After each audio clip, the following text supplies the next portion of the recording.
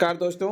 आज मैं आपके लिए एसएससी सीजीएल एग्जाम 2025 21 सितंबर का एग्जाम समाप्त हो चुका है। इनमें पूछे गए कुछ ही प्रश्न मिले, लेकिन आपका 100% रियल ऑथेंटिक क्वेश्चन है। और जिन्हें पीडीएफ चाहिए वो हम टेलीग्राम या व्हाट्सएप ग्रुप पर ज्वाइनिंग कर सकते हैं, और जिन्हें वीडियो पसंद है वो चैनल को सब्सक्राइब भी करें। पहला प्रश्न है आज का कि 38वें राष्ट्रीय खेल गेम्स कहाँ आयोजित किया गया था? उत्तराखंड में आयोजित किया गया था।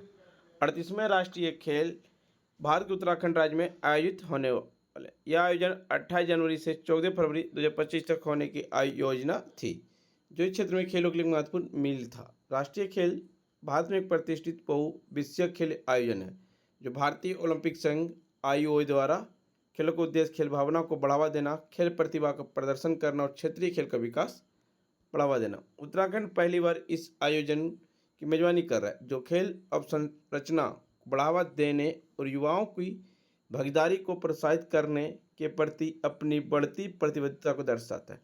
35वें राष्ट्रीय खेल 2015 में केरल में हुआ। 36वें राष्ट्रीय खेल गुजरात 2022 में। 37वें राष्ट्रीय खेल गोवा 2023 में।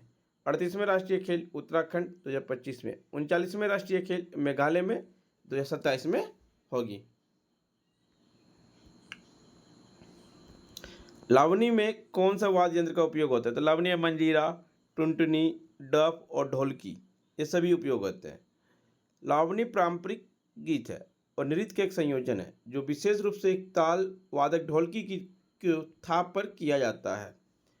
लावनी अपनी शक्तिशाली लय के लिए विख्यात है। लावनी ने मराठी लोक रंगमंच के विकास में महत्वपूर्ण योगदान दिया है। यह आपका महाराष्ट्र और दक्षिणी मध्य प्रदेश में यह 9 गज लंबी साड़ी पहनकर महिलाओं कलाकारों द्वारा किया जाता है। गाने तेज गति से गाए जाते हैं। लावनी नृत्य की शुरुआत 18वीं और 19वीं शताब्दी में महाराष्ट्र से हुई। लावनी नर्तकों को मराठा लॉर्ड्स और किंग्स द्वारा संरक्षण दिया गया था। लावनी नृत्य आमतौर पर महाराष्ट्र के सोलापुर में रहने वाले धननगर या चरवाहे द्वारा किया जाता था। परंपरागत रूप से लोक नृत्य या शैली समाज, धर्म और राजनीतिक जैसे विभिन्न और विविधियों विषयों से संबंधित है। लावनी की गति ज़्यादातर कामुक है और संवाद सामाजिक राजनीतिक व्यंग्य में तीखे होते हैं। मूल रूप से इसका उपयोग थके हुए सैनिकों के मनोरंजन और मनोबल बढ़ाने के रूप में किया जाता था। किस गवर्नर जनरल ने भारत में सती प्रथा का अंत किया? Lord William Bentinck. सती प्रथा को 1829 में विनियम 17 या बंगाल सती विनियम के तहत अवैध बना दिया गया था, जिसे तत्कालीन governor general Lord William Bentinck ने पारित किया था।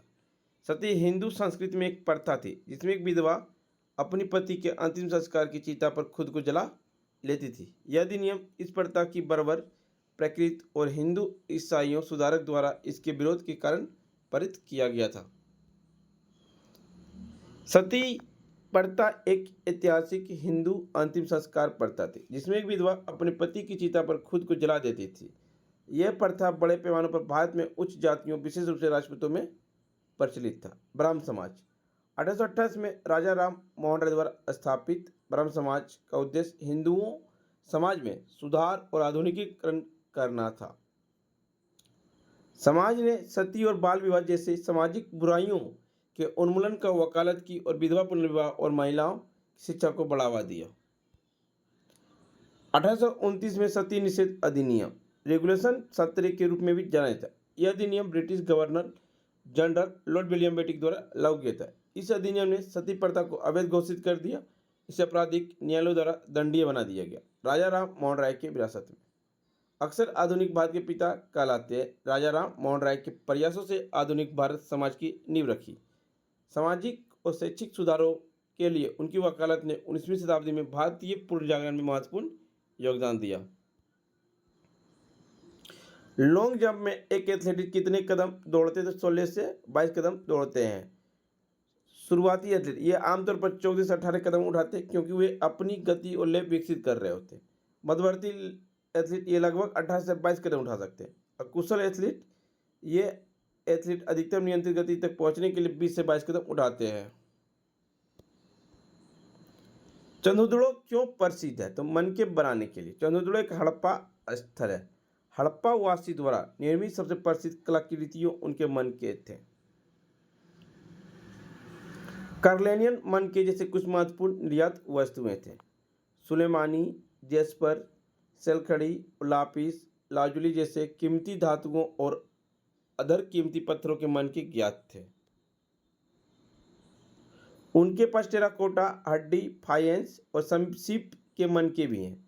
परिपक्व चरण में सबसे महत्वपूर्ण विकास कठोर अर्धकीमती पत्थरों को वेदने के लिए एक कठिन ड्रिल का उपयोग था। अन्य चरणों में स्मारकी को आवश्यक आकार में छीलना और काटना और सही रंग प्रदान करने के लिए उन्हें गर्म करना शामिल था। प्रसिद्ध 36 लंबी बैरल सिलेंडर कॉर्नियल मोतियों के उत्पादन में 480 दिन लग सकते थे। इसका अर्थ यह शिल्प एक अति विशिष्ट गतिविधियां थी। मोहनजोदड़ो 125 हेक्टेयर जैसे अन्य हड़प्पा स्थलों की तुलना में एक छोटा बस्ती 7 हेक्टेयर से कम है। यह स्थल लगभग विशेष रूप से शिल्प उत्पादन के लिए समर्पित है, जिसके मन का निर्माण, सेल निर्माण, धातु क्रम, मोहर निर्माण और तौल का निर्माण। मन के बनाने के लिए प्रयुक्त सामग्री विविधता का उल्लेखनीय है। पत्थर जिसे कार्नेलिया एक सुंदर लाल रंग का, जेस्पर, क्रिस्टल, क्वार्ट्ज, स्टीटाइट धातु जैसे तांबा, कांस और सोना, और सेल फाइनेंस को टेराकोटा या तपती मिट्टी। कुछ मन के 2 या 2 से अधिक पत्थरों को एक साथ मिलाकर बनाया गया था, जिनमें से कुछ सोने की टट्टी का प्रयोग किया गया था। इसका कई आकार थे: चक्राकार, बेलनाकार, गोलाकार, बेरल का आकार, खंडित। कुछ को आकार या चित्रकला के करके सजाया गया था। चंद्रदुला विशिष्ट ड्रिल पाए गए हैं। शेन वाटसन की पुस्तक का नाम क्या है? तो शेन वाटसन का पुस्तक द विनर्स माइंडसेट्स पुस्तक में, जिसका विमोचन 20 मई 2024 को हुआ। यह पुस्तक क्रिकेटरों के कोचों और खिलाड़ियों के लिए मानसिक ढांचे का उपकरण पर आधारित है। सचिन तेंदुलकर का पुस्तक का नाम है प्लेइंग इट माई वे। सौरभ गांगुली का ए sanctuary is not enough, my roller coaster ride to success. Kapil Dev का straight from the heart, cricket my style. Yuvraj Singh का the test of my life. Virat Kohli का driven, the Virat Kohli story. Lakshman का है दूसरे Kashi and beyond. Shane Warne का no spin my autobiography. Imran Khan का all-round view. Sunil Gavaskar का है runs and ruins. MS Dhoni का है कैप्टन कूल। इराइपले अनंतराव ओवर एल्फिस का वन मोर। माइकल होल्डिंग का नो होल्डिंग बैक। कीर्ति स्तंभ में विजय स्तंभ कहाँ स्थित है? चित्तौड़गढ़ में। विजय स्तंभ चित्तौड़गढ़ के किले भीतर स्थित चित्तौड़गढ़ राजस्थान भारत के एक शानदार विजय स्मारक है। टावर का निर्माण 1448 में मेवाड़ के हिंदू शासक राणा कुंभा ने मोहम्मद खिलजी की मालवा और गुजरात सल्तनत की संयुक्त सेना पर अपनी जीत का जश्न मनाने के लिए किया था, और टावर हिंदू भगवान विष्णु को समर्पित है। विजय स्तंभ में कुल 9 मंजिलें हैं। यही राजस्थान के चित्तौड़गढ़ में चित्तौड़ किले के भीतर स्थित एक विजय स्मारक है। 1448 में करवाया था मीनार की निर्माण मेवाड़ राजा ने। मीनार का निर्माण मोहम्मद खिलजी के नेतृत्व में मालवा और गुजरात की संयुक्त सेना पर उनकी जीत के उपलक्ष्य में किया गया। कीर्ति स्तंभ यह जैन व्यापारी जियाजी भगरेवाला द्वारा रावल कुमार सिंह के शासनकाल के द्वारा निर्मित 12वीं शताब्दी की मीनार है। यह चित्तौड़गढ़ शहर के चित्तौड़गढ़ किले में स्थित है। इसकी आयु का मुख्य उद्देश्य जैन धर्म का महिमा मंडन करना था। यह 22 मीटर की ऊंचाई वाले 6 मंजिला मीनार आदिनाथ को समर्पित है, जो पहले जैन तीर्थकर थे। मीनार को नगन तीर्थकर की कई आकृतियों से अलंकृत किया गया, जो यह दर्शाता है कि यह दिगंबर संप्रदाय से संबंधित है। मीनार के भीतर और बाहर कई जैन शिलाएं पाए जा सकते हैं। 1896 ईस्वी सन के समय के हैं। किस अनुच्छेद में भारतीय संसद राष्ट्रीय हित में राज्य सूची की विषय पर कानून बना सकता है? अनुच्छेद 249। केंद्रीय संसद राष्ट्रीय हित में राज्य सूची में किसी भी विषय पर कानून बना सकती है, यदि राज्यसभा द्वारा अपनी उपस्थिति एवं मत देने वाले सदस्यों को कम से कम 2/3 बहुमत से पारित कर लिया जाता है। अनुच्छेद 249 संसद को राष्ट्रीय हित में राज्य सूची के शामिल संबंध में कानून बनाने का अधिकार देता है। पारित किया गया संकल्प 1 वर्ष से अधिक एक ऐसी अवधि लागू नहीं रहेगा जैसा कि उसमें निर्दिष्ट किया जा सकता है। 8वीं और 10वीं शताब्दी तक उत्तर भारत में त्रिपक्षीय संघर्ष में भाग लेने वाले कौन थे? पाल, प्रतिहार, राष्ट्रकूट। 8वीं 10वीं शताब्दी तक उत्तर भारत में त्रिपक्षीय संघर्ष में भाग लेने वाले दक्षिण के राष्ट्रकूट, बंगाल के पाल वंश और मालवा के गुर्जर प्रतिहार वंश थे। पालों ने भारत के पूर्वी भाग पर शासन किया था। प्रतिहारों ने पश्चिमी भारत अजंती जालोर क्षेत्र में, और राष्ट्रकूट ने भारत के दक्षिण क्षेत्र पर शासन किया।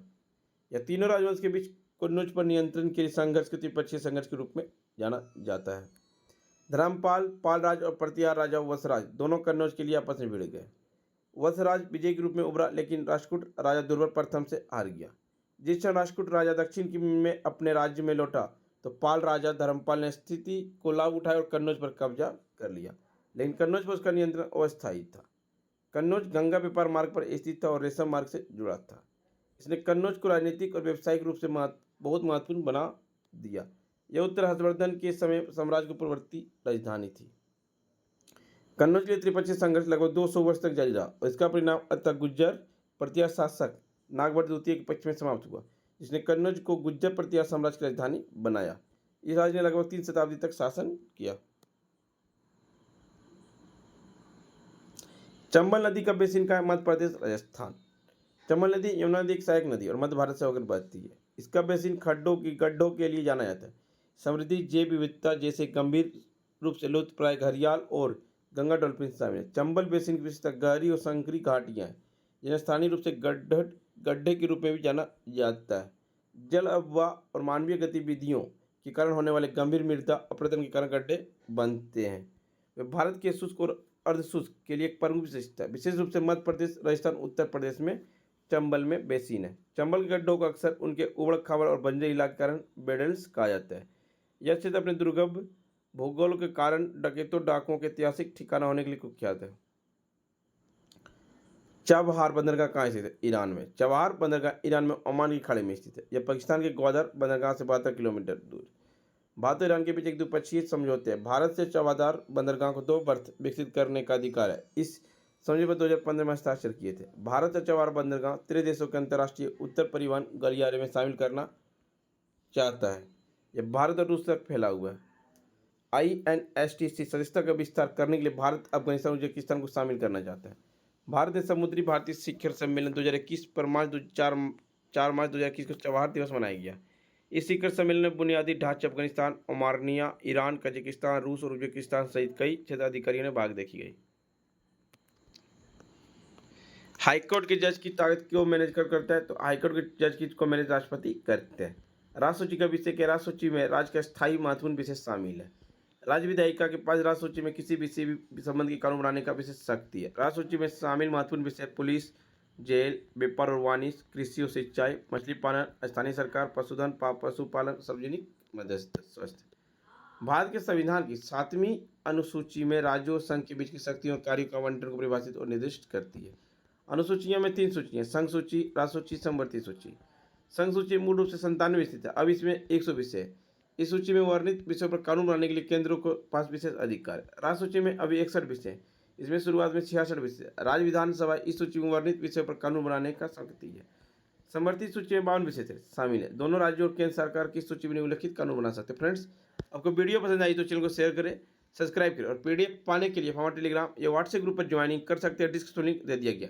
मिलते हैं फ्रेंड्स आपके साथ नेक्स्ट वीडियो में। जय हिंद, जय भारत।